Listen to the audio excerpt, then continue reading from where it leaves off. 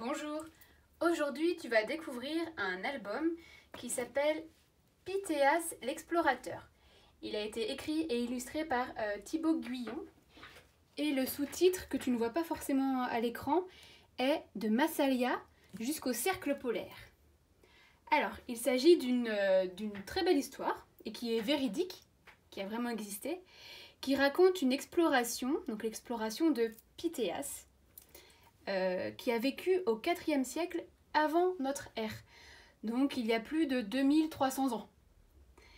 Il habitait dans la ville de Massalia, qui s'appelle Marseille maintenant. Donc dans cette histoire, il part de Massalia, Marseille, pour essayer de découvrir le cercle polaire. Mais va-t-il réussir son défi? Nous allons le découvrir ensemble. C'est parti!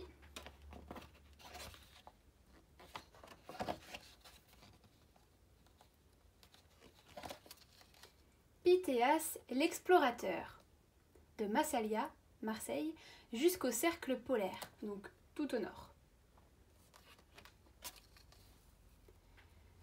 Adossé à la colline qui surplombe son port, Massalia, de son premier nom de Marseille, est une ville animée du matin au soir. De tous les bords de la Méditerranée, les gens affluent pour y faire des affaires, y échanger des marchandises. Cette ambiance effervescente, une ambiance très agitée, très vivante, stimule les imaginations. Donc l'histoire commence à Massalia, qui est devenue Marseille.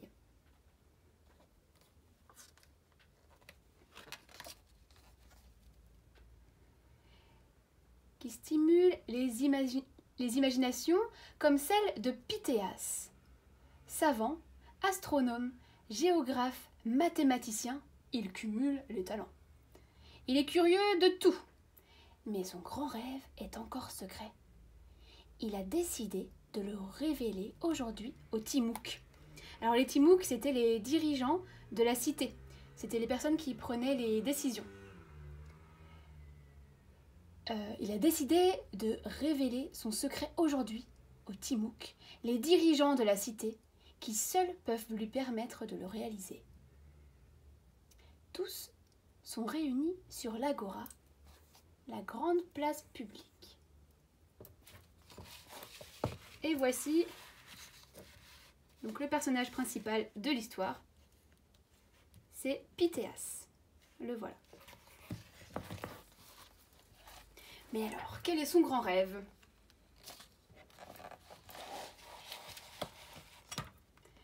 Je veux partir loin vers le nord, à la découverte de terres inexplorées, déclare Pythéas. Je veux aller jusqu'au sommet du monde. Le nord ? Quelle idée ! S'exclame le chef des Timouks. Mais en quoi le nord peut-il bien nous intéresser ? Les marchands qui descendent les fleuves nous rapportent tout ce qu'il nous faut de ces régions barbares. C'est bien suffisant. Pythéas, lui, s'attendait à cette réponse. Il se met alors à parler de l'ambre jaune et de l'étain, des matières très recherchées, qui sont très rares et hors de prix. C'est au nord qu'on peut les trouver.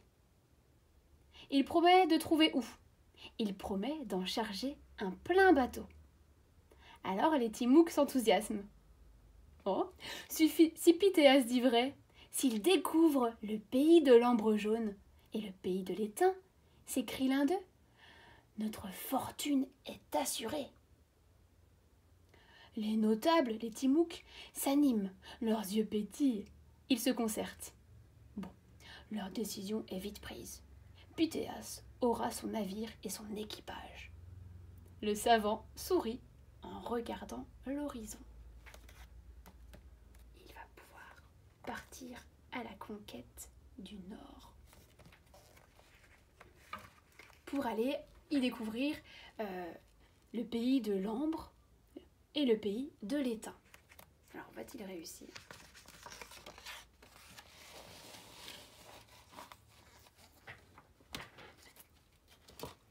C'est tout juste le début de l'hiver et le départ n'est prévu qu'au printemps, mais une telle aventure nécessite de longs préparatifs.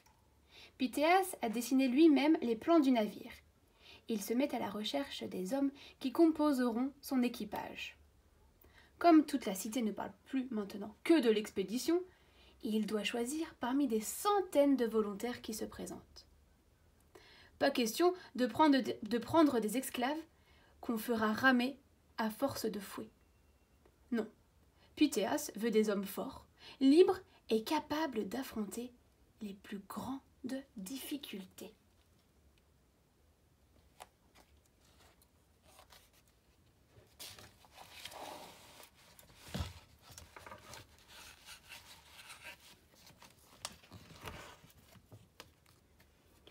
Après plusieurs mois de construction, le navire est enfin tel que Pythéas le voulait, rapide et assez robuste pour résister aux vagues de ce terrible océan sur lequel aucun Grec n'a encore navigué.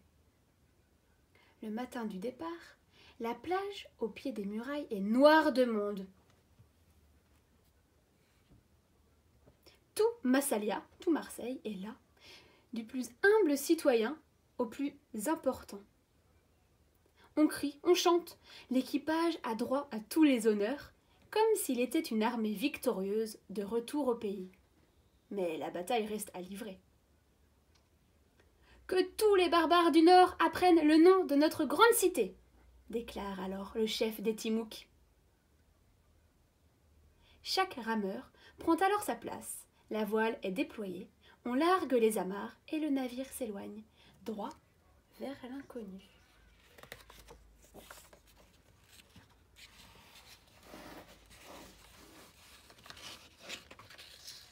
Les premiers jours sont paisibles, sont calmes. Il suffit de longer les côtes ibériques, donc les côtes de l'Espagne, pour atteindre l'océan. Attention, il faut aussi franchir les colonnes d'Héraclès. C'est ce que l'on appelle maintenant le détroit de Gibraltar. Alors je vais te montrer tout ça sur une carte. Ce sera beaucoup plus clair. Donc, Pythéas et tout son équipage, hop, ils partent de Marseille, qui est au sud de la France. Ils longent les côtes ibériques, donc ils longent les côtes de l'Espagne. Et là, ils sont rendus aux fameuses colonnes d'Héraclès, les colonnes d'Hercule, qu'on appelle, nous, le détroit de Gibraltar. Donc c'est un tout petit détroit où il faut passer entre l'Espagne et le Maroc. Alors, vont-ils réussir à franchir le détroit de Gibraltar?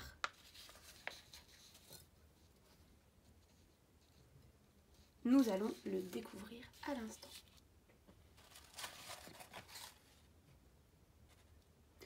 Pourvu que leur terrible galère ne se lance pas à la poursuite des compagnons de Pythéas. Ils ne s'en réchapperaient pas. Pythéas décide tout de même de tenter sa chance, en avançant de nuit, lentement, en silence. L'ombre gigantesque du rocher recouvre bientôt l'eau tout autour d'eux. Le ciel est clair. On aperçoit peu à peu quelques petites lumières. C'est Gadès, la grande cité phénicienne. Maintenant, cette ville, Gadès, on l'appelle Cadix. C'est en Espagne. Cramponnés à leurs avirons, le cœur serré, les rameurs n'osent même plus ouvrir les yeux. Le silence est profond comme la mer. Chacun reste muet, tendu aux aguets.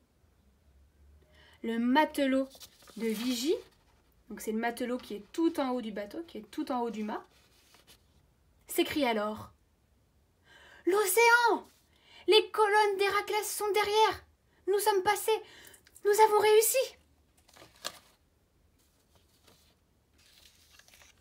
En effet, ils ont réussi à franchir les colonnes d'Héraclès, le détroit de Gibraltar, puisque le matelot de vigie, celui qui est tout en haut du bateau, vient d'apercevoir les lumières de Gadès.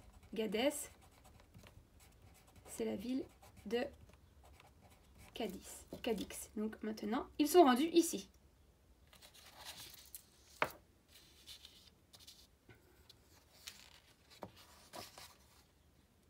Dès l'aube, émerveillés, les marins s'agglutinent sur le pont pour contempler enfin l'océan immense de leurs propres yeux. Mais à la première escale, à la première pause, la joie fait place à la panique. À peine le bateau s'approche-t-il des terres que l'eau se retire et se dérobe sous la coque. Il tangue, il vacille, il touche le sable et s'échoue lamentablement. Les marins désemparés cherchent à retenir les vagues avec leurs mains, en vain. « Nous sommes perdus !» s'écrie-t-il. « C'est la fin ! Le grand Poséidon nous abandonne. La mer disparaît. Nous allons tous mourir. »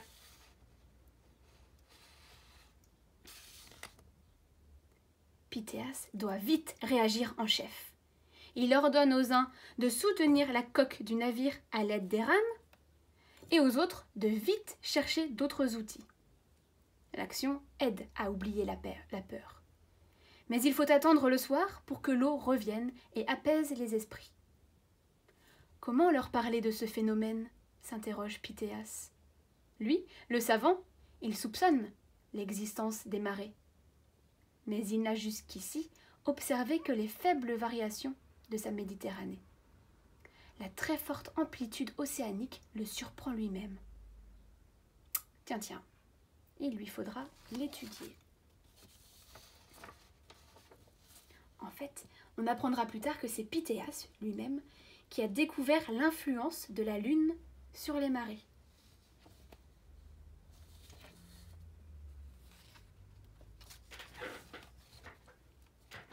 Le voyage se poursuit et Pythéas note dans son journal de bord tout ce qu'il voit le long de ces côtes dont il va bientôt rencontrer les habitants, les Celtes.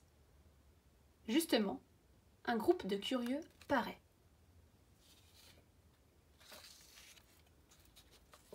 Donc,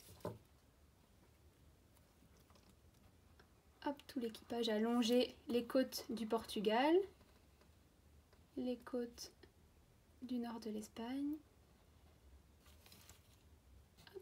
Et il s'arrête ici, là où il y a les Celtes. Et c'est la fin de la première partie.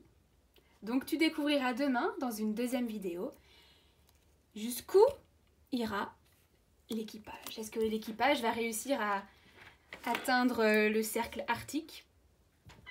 Et comment? Est-ce que l'équipage découvrira le pays de l'ambre ou le pays de l'étain? Tu découvriras tout ça demain dans la deuxième et dernière vidéo. Au revoir!